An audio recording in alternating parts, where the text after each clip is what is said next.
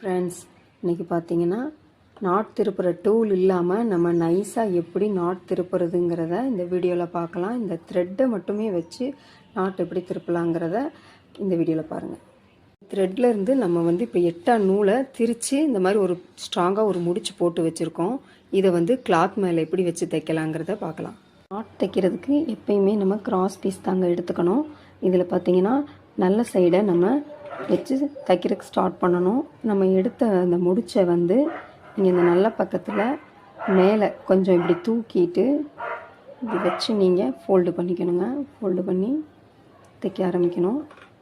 பாருங்கள், இதில் லைட்டாக ஒரு சின்ன ஸ்டிச் கொடுத்துட்டு இதை இந்த நூலை உள்ளே வச்சு நம்ம ஓரத்துலேயே தையல் போடணுங்க.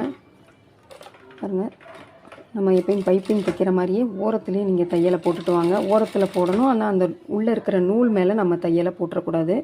அப்போ உங்களுக்கு திருப்புறதுக்கு வராது. எந்த அளவுக்கு நீங்கள் நைஸாக தைக்கிறீங்களோ அந்தளவுக்கு உங்களுக்கு அந்த நாட்டும் நைஸாக வரும்.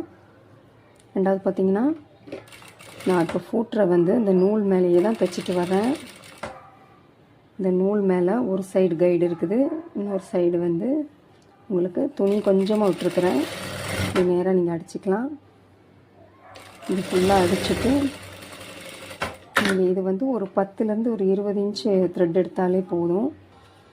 நீங்கள் சுருக்கி விட்டுட்டு இதில் கட்டி விட்டு இந்த த்ரெட்டு இழுத்த மாதிரி இருக்கணும். இழுத்த மாதிரி வச்சுட்டு நம்ம ஒரு ஊசியை வச்சு இந்த இடத்த லைட்டாக இப்படி எடுத்து மட்டும் விடணுங்க.